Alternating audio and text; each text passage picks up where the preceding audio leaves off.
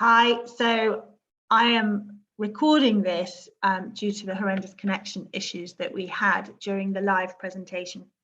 So you may have heard the first part of it, but we're going to start again. You'll be able to fast forward to the bit where we got to if you dropped out then. Okay, so I'm going to talk about mental and emotional effects of trying to conceive, but I'm going to talk about the specific aspects that relate to when we are having to schedule sex and how that might be affecting your relationship as well a little bit further on in the presentation.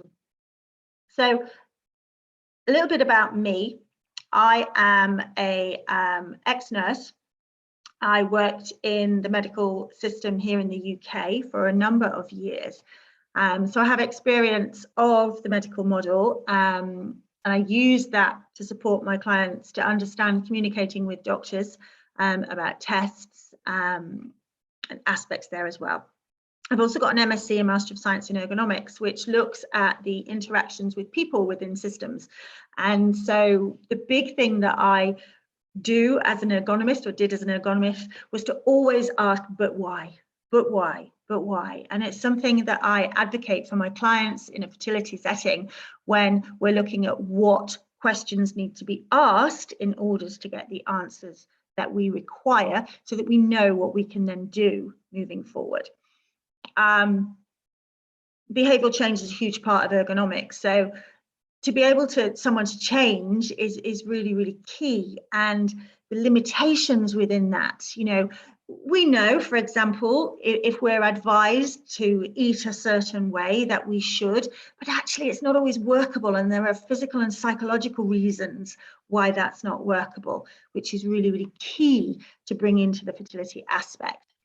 I had my own health diagnosis. I was diagnosed with MS in 2005.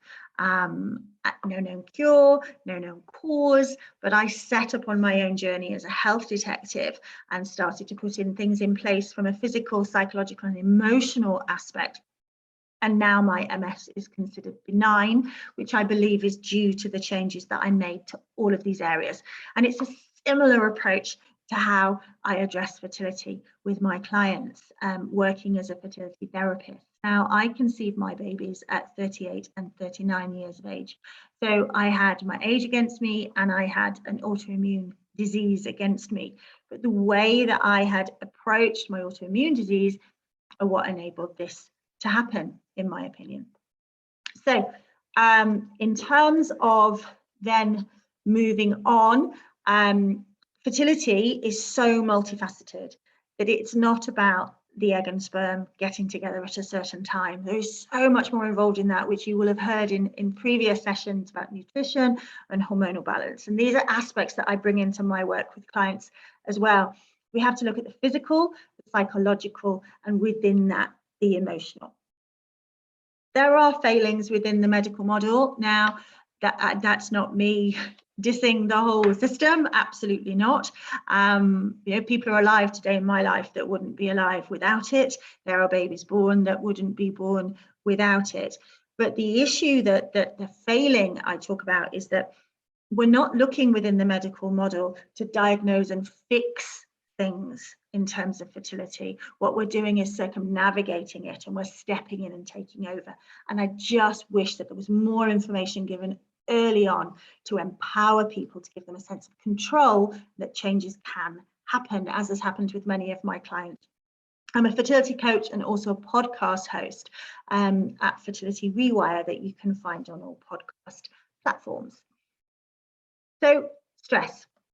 Situations or events that put pressure on us, that's the diagnosis. But actually, it's our reaction to that that's key, because not everyone reacts in the same way to the same situations. It's not the same for all. Okay, so stress, and I often have clients say, "Oh, I'm not stressed," and so we have to work and use a different word. Are you overloaded? Are you anxious? Are you worried? It's not. Stress can be seen as quite a negative thing, can't it? Not all stress is bad. It's what drives us. It's what motivates us in some situations. Exercise is putting a kind of stress on the body, and the endorphins as a result of that are good. stress can be, boredom can be stressful. So a lack of boredom can be a good thing. And that amount of stress, I worked as an intensive care nurse on the neonatal unit, and it was that stress, that daily, I guess it would be stress, not in a negative way, but it was pressured and it was intense, but that was my drive and my motivation within that. So it's important to understand that it's not the same for everybody. It's important to understand the mechanisms within the body. When we're trying to conceive, we have our own stress that we brought into this beforehand, and then we add in the stress of trying to conceive, the fertility stress within there. And then we have, because of course that stress isn't good when you're trying to get pregnant, that we're told we need to reduce our stress. It's not easy to reduce your stress at all, but we can work to reduce our response to stress. And that's what I work with a lot of my clients. So you have your stress about your stress, because you shouldn't be stressed, or here I am, I'm stressed and I shouldn't be stressed. I need to calm down.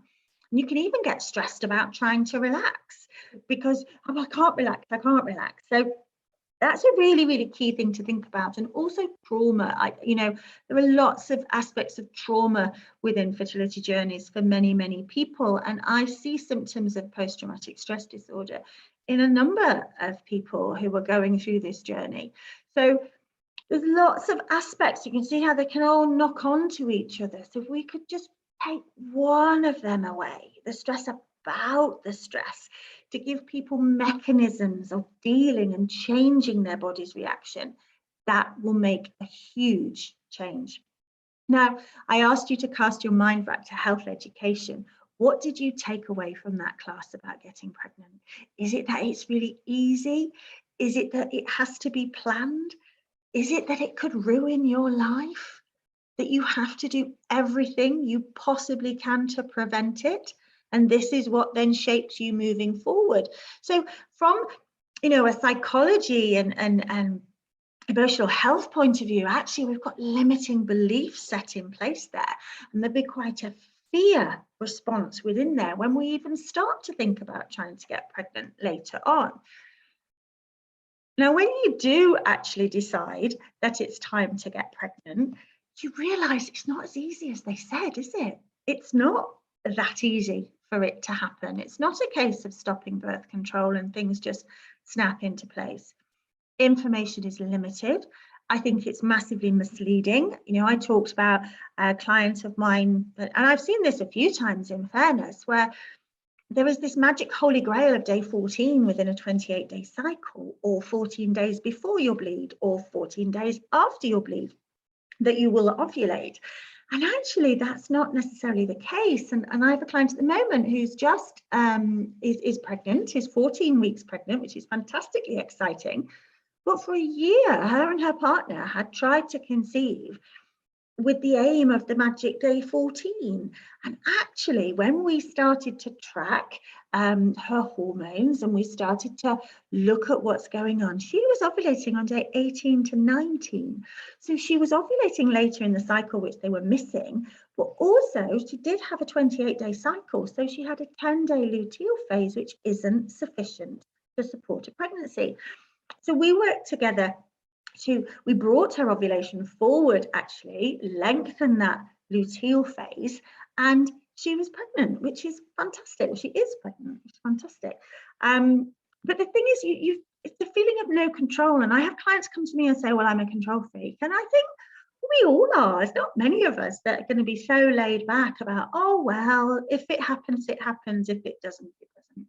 Because the emotional drive of getting pregnant, of what being pregnant will be, is huge, is so huge. So it can be all consuming. Fertility can affect all aspects of your life and relationships, and they can also affect all aspects of fertility.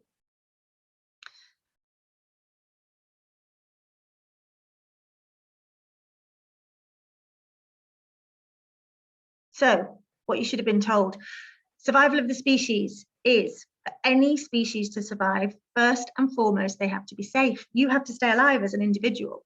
Okay, first and foremost, the individual has to stay alive, and we have that fight or flight mechanism in place to support that.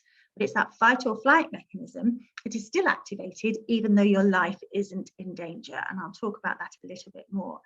Also sustenance. So yes, we're looking at nutrition, we're looking at key nutritional aspects that are lacking in many, many diets, that might be specifically lacking in some people, which could be the absolute reason that they're not getting pregnant. And it's important to address that.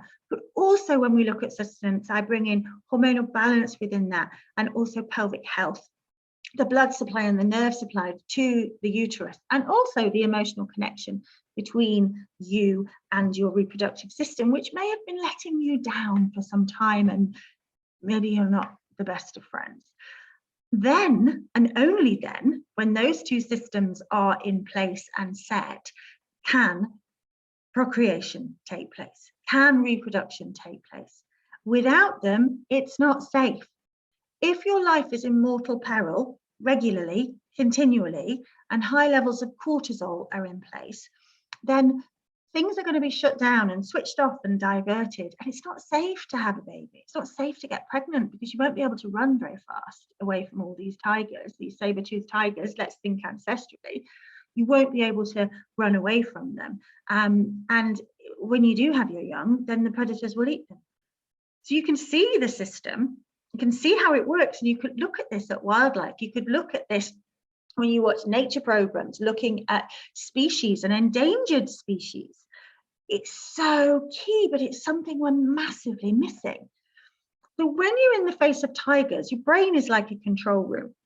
We've got this wonderful system called the hypothalamic pituitary adrenal axis, and it's a feed axis. It's a feedback system that when cortisol levels are high or adrenaline is high and your body is in danger, in fight or flight, nothing else matters. Digestion is not important. Metabolism is not important. Reproduction is not important. It is switched off momentarily until the danger passes. But if that is consistent, if that is constant, if that is regular, it's going to be massively affected. In terms of what it affects ovulation, it affects cortisol. So when cortisol is surging, when cortisol is in place in sufficient levels, the progesterone receptors in your bodies are blocked. So the progesterone levels are massively affected. As a clever way that it's going to keep you safe and prevent you from becoming weaker as a wild animal by being pregnant. Do you see how that works? Do you see how that is happening with those stressors and worries that we talked about earlier? Luteinizing hormone is affected, so you might not ovulate, you might ovulate later, or you might not ovulate at all. Progesterone, as I've said, is depleted, and with that, as the progesterone drops, it's not that you have more estrogen, but your estrogen is in dominance, it's in excess. Hormonal balance is key. So your modern day tigers are your stressors. These are your thoughts, your worries and anxieties. And what's key about thoughts and worries and anxieties is they're not always real. And your brain will respond the same way to something real or imagined. Just think about when you're engrossed in a film. Think about a time now, a time in your life that you've been really sad. The same emotions will come to the fore. You're feeling it again. If you imagine something terrible happening, it makes you very sad. You've got the picture of the lemon there, because if you were to imagine eating a lemon now, you might have a physical response as well. You may salivate. You may, if you think about the juiciness of the lemon, you may have that bitter feeling within it. The imagination is incredible. It can work against us, but absolutely it can be utilized to work for us. And I've seen great changes in many, many clients through that, but also getting that handle on the fact that it is a thought. And from a cognitive behavioral aspect, recognizing a thought is so powerful. Recognizing a thought as a thought is giving you distance from them. So the negative emotions of trying to conceive are many. And if you have a look through there may be things that you recognize in yourself. There may be more in there that I haven't put there. This fear and anger and despair, the unfairness, you know, when somebody announces a pregnancy, you feel really might feel quite angry and you think it's unfair. And then you feel jealous, and then you feel terrible and guilty about the fact that you felt jealous about your friend because you want to be happy for them. But this is a thing that you're craving yourself, and it makes it so very difficult. There's a secrecy to it. It's great with you know, presentations like this and forums like this where people can talk and get that connection, but it's a very, very lonely time, and there can be a sense of shame and loneliness and this lack of control that I've talked about, and sadness and hopelessness and anxiety and worry. What you can't do is you can't just relax. Please don't. If I don't know how many times clients have been told to just relax, it'll happen, or stop trying. Kind of defeats the object. If you're not trying, it's difficult. Or just go with the flow, have hope, be positive, and also this aspect of should. What you're saying to yourself, I know I should do X, Y, Z. And we can dig into that, why you're not doing the things you think you should, or why you think you should, and perhaps you don't need to. I'm going to show you a reframe for that in just a moment. But what you could do, this is my reframe, when you say to yourself, I should do something, reframe that and say to yourself, I could do something. It changes from you being told you've got to do something to you having a choice. It's so incredibly subtle, but it's incredibly powerful, because I should do creates such an emotion. And if you're looking at this in terms of weight loss, for example, I should eat this, I shouldn't eat that, it can ignite so much trauma from childhood or teens, you know, and you've worked through all of that to get to this point where you're happy with who you are, you're happy with how you look, and you're not feeling that you should. And all of a sudden you get into fertility and it's ignited again. So change that to I could do that. That makes it a choice, and you're not fighting it necessarily. And you know, you could or you couldn't, it's your choice, it's up to you. You don't have to either way. You're not pushing against what you have to do. Gives you a sense of control.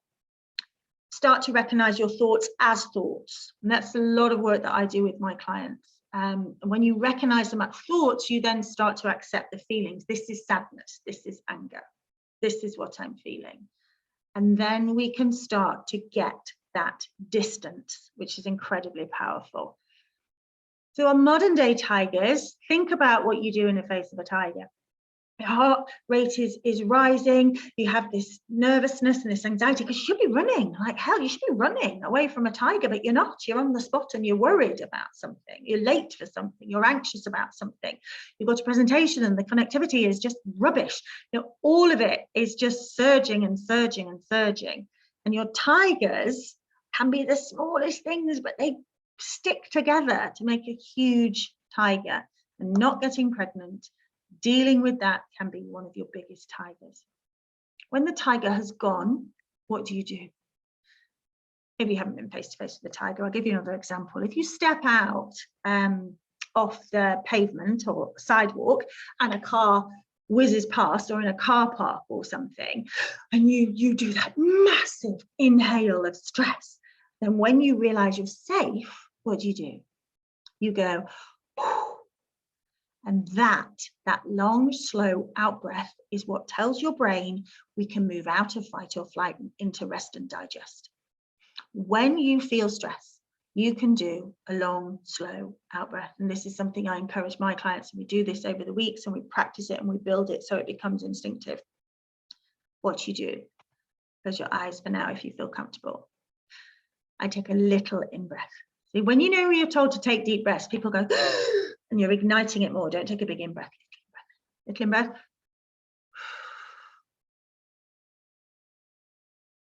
Little in-breath. Recovery breath. The tiger has gone. So think about what your tigers are. Name them. What are your worries? Might be your ovulation tiger. You've got your sex tiger. your timing of your sex tiger, you've got your 2-week wait tiger, you've got your other friends getting pregnant tiger, you've got your work tigers, you've got the thoughts, I will never get pregnant. That is a huge thought that will come in. It won't work this month. We can look at sorting that and putting distance within that, and that's how we use the psychology models. Are your tigers real or imagined? How many times have you gone down the what if, what if, what if? And you are so in it. It's as though it has happened at that point. So how do we get those tigers? The what if tigers are the biggest tigers of all. Think about your fertility specific tigers. You've got ovulation, you've got timing. If you're analyzing, if you've got that bigger picture of what's going on, you've got more information. Don't wait for the day of ovulation. You have to have that window beforehand. Scheduling, trying to conceive. This isn't how it was. This isn't how it was meant to be, was it? And then sex itself, you have to do it. And you're doing it to try to get pregnant.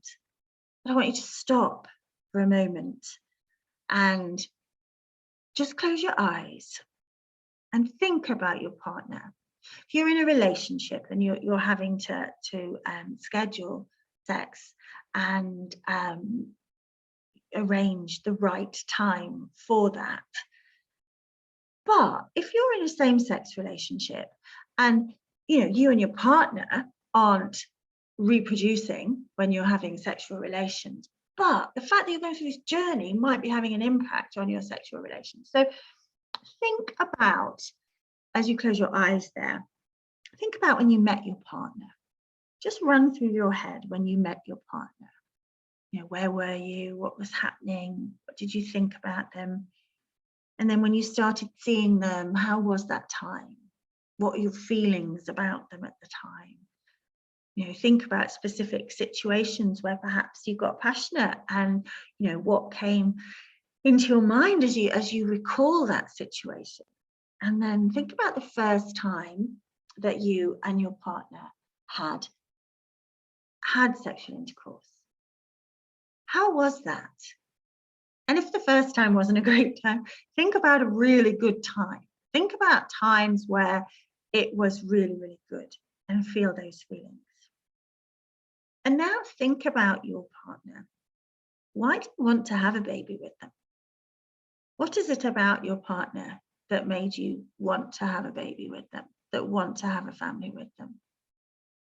And if it's not too uncomfortable, think about your future child. What have you as a couple got to offer that future child? I don't need to think about that would go to sadness necessarily. And if that has gone to sadness, if that's made you sad, then just acknowledge that thought, and to that voice talking to you now, say, this is about stepping back. This is a remembering. This is about why. That's not the future. This is about why. And you just start to ignite those feelings. And what's even better is talk to your partner about that. Talk about times in your life and how that was, how that time was. And it's so incredibly powerful for reconnection that, we think this timing and scheduling is about getting pregnant, but getting pregnant is about so much more. It's about having a child. It's about being parents. And I know that can be hugely triggering. But just take some time with this and try not to get caught up in the what's not happening, and try and really think about you as a couple, about how fantastic it's been in the past, because baby sex is very different. It's not the same, and your partner can feel very pressured. You can feel very pressured. There can be performance anxiety. There's lots of different aspects that can happen.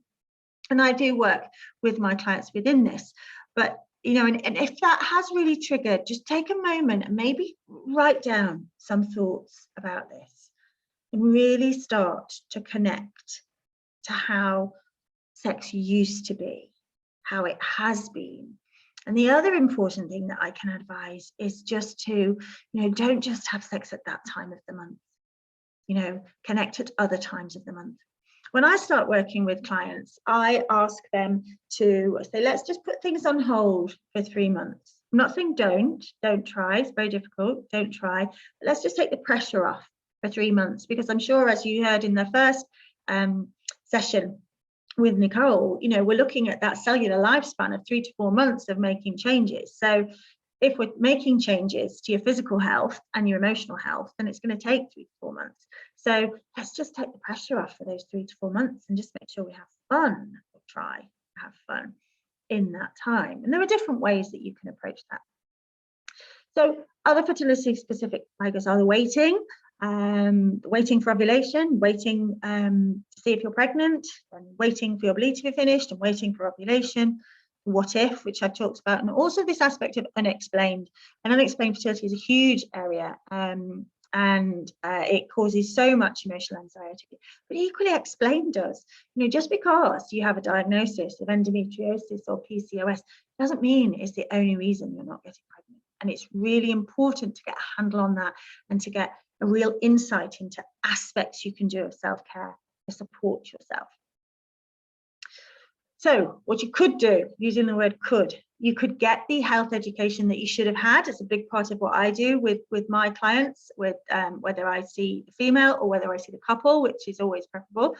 Gain a sense of control. Think of ways you can gain a sense of control. Information and knowledge can arm you with so much. Having someone like myself being an advocate for you to advise you what you can talk about when you see your medical specialist is really powerful and brings you that control. And also someone to interpret what they've said to you.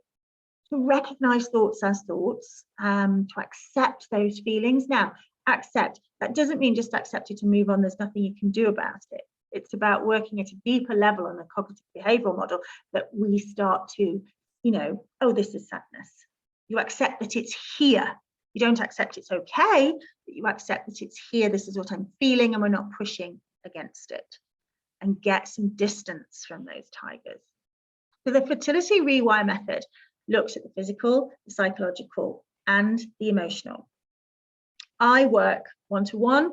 I have some group coaching programs, and I have some online programs as well. Tiger Taming, which is my emotional support package, I'm actually in the process of making into a digital pack. So if that's something you're interested in, then you can join the email list and you would be among the first to hear when that's available, which will be soon. But I also offer a free call. So if you wanted to jump on a call with me, we can just have a chat about where you are, and I can give you some direction. And if you're in a different time zone and there aren't any suitable times on the calendar link, then do get in touch and we can arrange something that suits. But it's been an absolute pleasure talking to you. And if you've got any questions at all, drop me a line. You'll find me on Instagram at Fertility Rewire, also on Facebook, or drop me an email. It's Kat, K-A-T, @fertilityrewire.com. Thanks for your time. Take care.